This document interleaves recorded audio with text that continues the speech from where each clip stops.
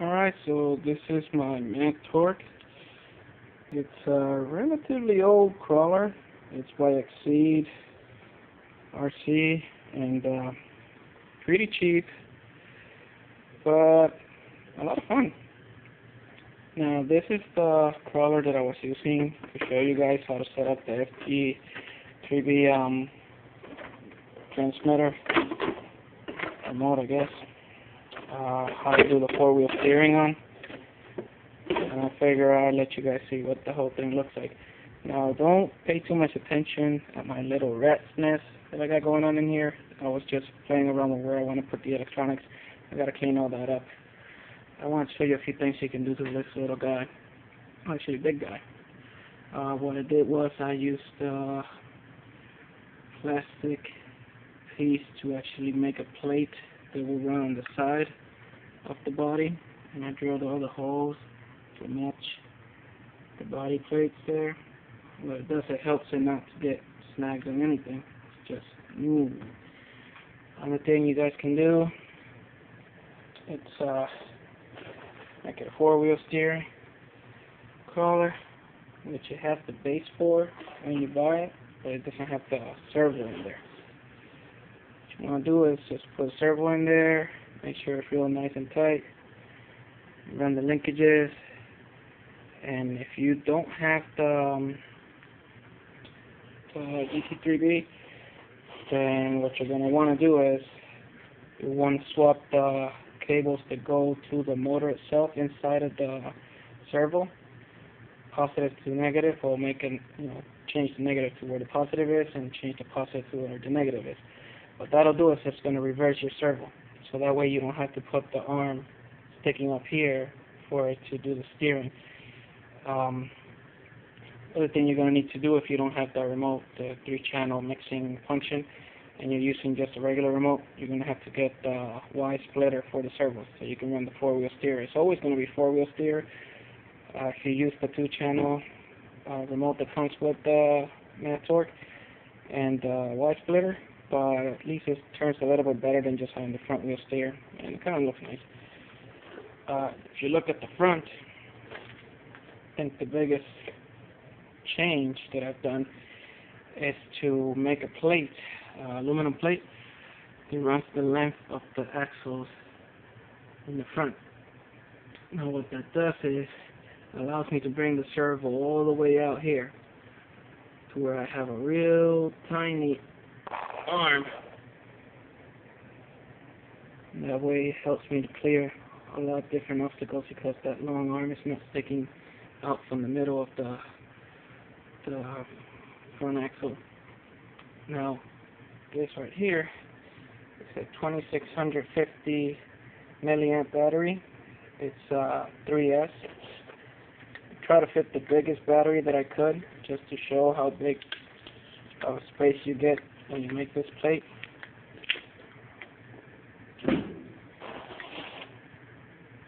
You can see the plate is quite large, but you can fit that big of a battery in there.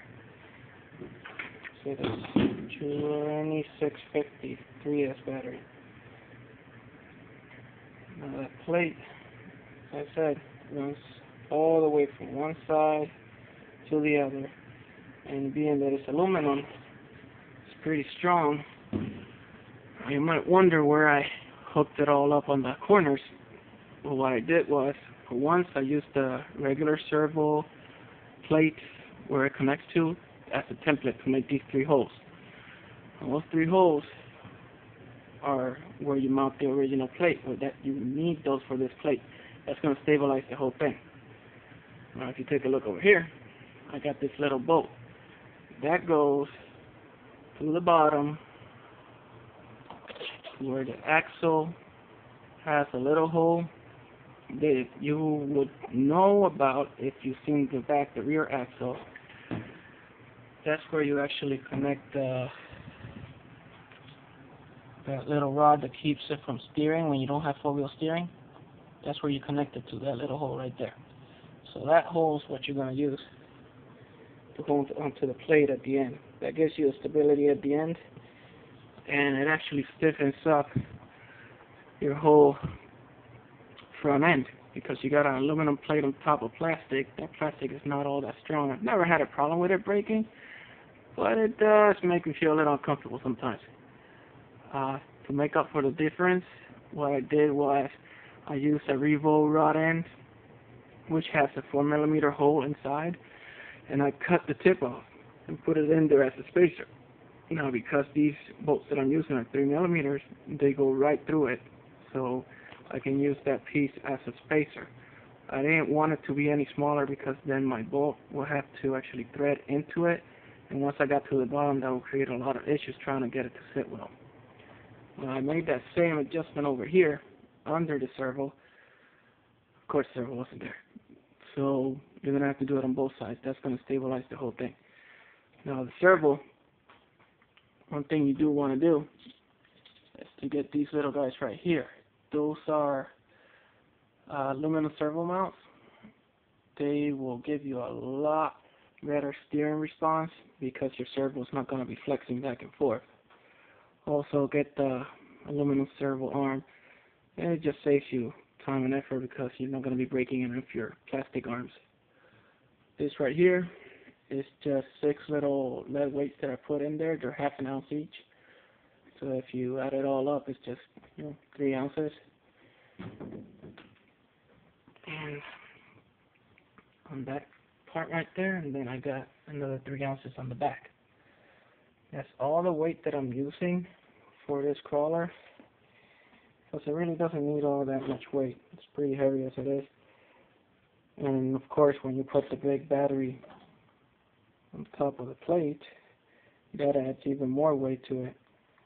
So that's really all I've needed to get this crawler to be kind of fun. Now, you can use a smaller battery. What I was using was a 3S battery, but it was 2200 milliamp hours, and it went up to about here, about this length. It was a little higher, but it was shorter. And what it did was it allowed me to put the ESC right here with the BEC on the back and the receiver on the bottom. And I liked it because I didn't have to have this mess in here. The whole chassis plate and everything, this was empty. The only thing that I had here was the wires coming from the back motor all the way up to the front where I had the ESC.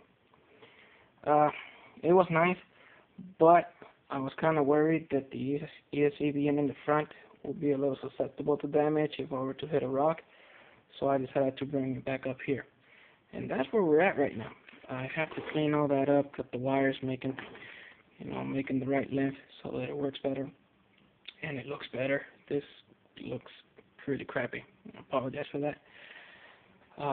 And plus, the ESC and VSC, they don't really weigh much, so it's not like it's really making a difference on a big crawler like this, it being on the chassis. And like I said before, this is not a competition crawler. That's why I got my XR10 for. But it is quite capable. It does have true bead-lock wheels, and the tires, they're pretty grippy. I also have 120mm air shocks on it. They do the job well. One thing you want to do with these air shocks is you want to open them up right here, and it's got a Teflon spacer, which you don't want to mess with, but right behind it you have two O-rings. You want to remove one of those. Now, the purpose of those O-rings is to create a seal between the shaft and the actual shock itself so that the air doesn't come in and out. And it also keeps everything clean inside, not allowing any of the dirt from here to get in there.